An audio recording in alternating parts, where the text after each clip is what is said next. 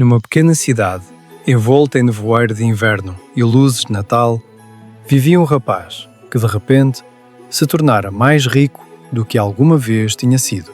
Chamava-se Tomás, tinha 16 anos, e nessa noite de Natal estava deitado numa cama estreita, acordado, a olhar para um envelope fechado na mesa de cabeceira.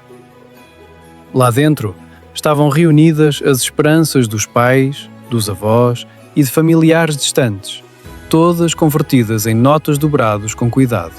Pela primeira vez na vida, Tomás tinha nas mãos mais dinheiro do que sabia como usar. Não era uma fortuna aos olhos do mundo, mas para ele parecia enorme, pesado de possibilidades que ainda não sabia nomear. As luzes da rua atravessavam a janela e misturavam-se com o brilho quente das decorações de Natal no quarto, pintando as paredes com cores tremidas. Nessas sombras em movimento, a confusão de Tomás crescia ainda mais do que o valor dentro do envelope. Imaginava ténis que fariam os amigos virar a cabeça aos escutadores que prometiam apagar o mundo. Jogos e subscrições que sussurravam sobre entretenimento sem fim. Na primeira visão, o tempo avançou depressa. Tomás viu uma versão de si próprio, um pouco mais velha, a entrar em centros comerciais, claros como o meio-dia, mesmo na escuridão do inverno. Ecrãs brilhavam, música batia forte, cartazes de saldos brilhavam a vermelho e dourado.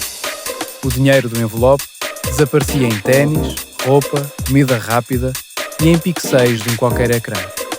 Cada compra trazia uma faísca de vitória, um calor momentâneo no peito. Durante algum tempo, parecia que o dinheiro tinha cumprido o seu grande objetivo. Apagava o tédio e a dúvida. Mas, à medida que a visão avançava, os objetos brilhantes perdiam o encanto. Os ténis iam parar debaixo da cama, riscados e esquecidos. Os jogos que tinham parecido urgentes ficavam agora parados no menu silencioso da consola, um menu que o Tomás raramente abria. O Tomás do futuro olhava à volta e percebia que, embora o dinheiro tivesse sido gasto, quase nada tinha realmente ficado. O sonho mudou e uma visão mais fria tomou o seu lugar. Desta vez, Tomás viu um quarto quase inalterado pelo passar dos anos. Os móveis estavam mais velhos, mas tirando isso, nada mudara. Na secretária repousava uma pequena caixa metálica com a tampa gasta de tanto uso.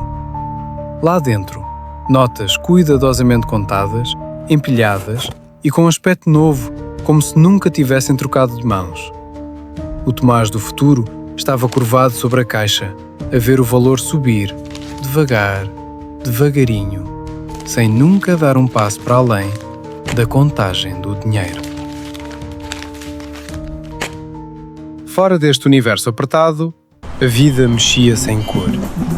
Em ecrãs e cartazes que passavam, apareciam e desapareciam oportunidades, cursos que podiam ter aberto portas, viagens que talvez tivessem alargado horizontes, pequenos presentes que teriam aquecido o inverno de outra pessoa.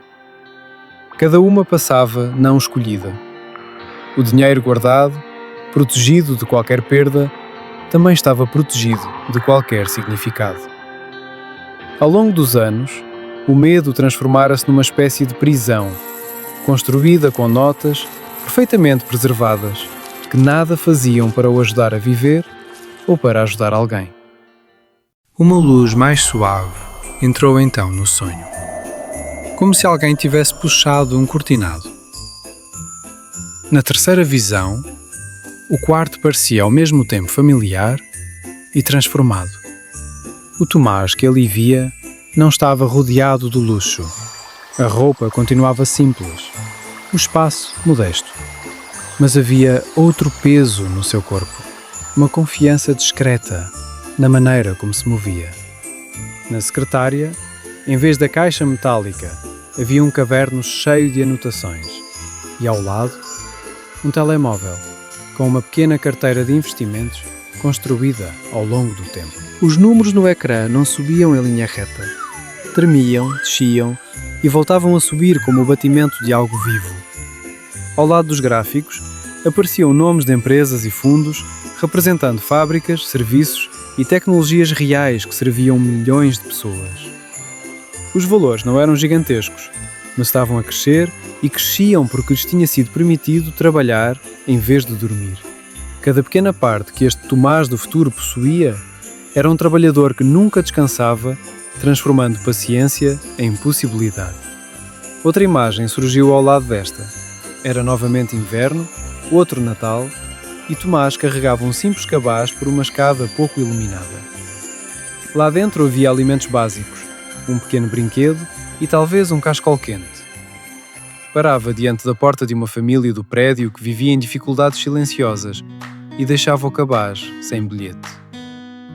O gesto não abria telejornais, nem mudava o mundo inteiro, mas mudava algo no seu próprio coração e talvez no deles. À medida que estas imagens se sobrepunham, os três caminhos tornaram-se nítidos. A correria dos gastos que desaparecem como fumo, a segurança congelada do acumular que vai secando a alma e a estrada equilibrada de investir e ser generoso, onde o dinheiro se torna uma ferramenta em vez de senhor. Pela primeira vez, Tomás percebeu que o envelope na sua mesa não era só um presente, mas uma pergunta, e que a sua resposta ecoaria muito para além deste inverno. A manhã chegou em silêncio com luz pálida a atravessar as cortinas e a suavizar os contornos do quarto.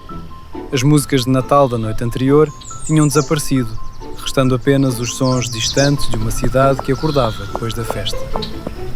Tomás sentou-se à secretária com um caderno aberto, o envelope finalmente rasgado. As notas estavam em 3 pequenos montes à sua frente, por baixo de 3 palavras que escrevera com letra cuidada: gastar, ajudar, investir. Ele não planeava tornar-se um santo, nem um avarento, nem um consumidor descontrolado. Um pequeno monte iria para algo que realmente valorizava. E iria usar um lembrete de que a alegria também merecia espaço.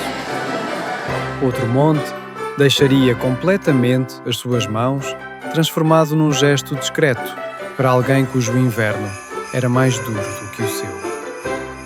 O maior monte, porém, estava destinado a algo que ainda não conseguia ver bem.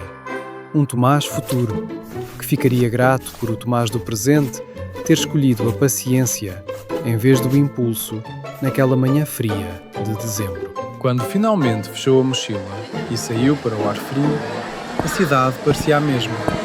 Os mesmos prédios antigos, a mesma névoa agarrada aos telhados, as mesmas decorações cansadas, ainda acesas, da noite anterior. Mas dentro desta cena vulgar, algo invisível tinha mudado.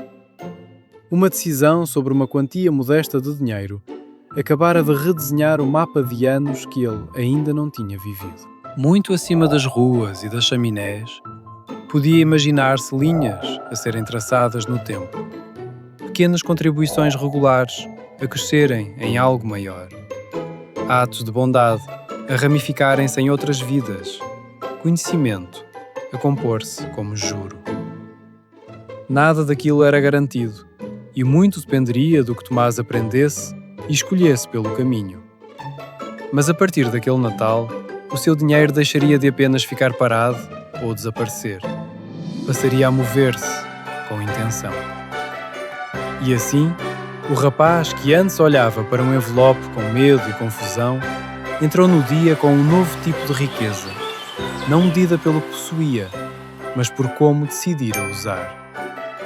Num mundo onde muitos tratam o dinheiro como fogo de artifício que se esgota num instante, ou como um baú trancado, ele começara a vê-lo como um servo, calmo e paciente.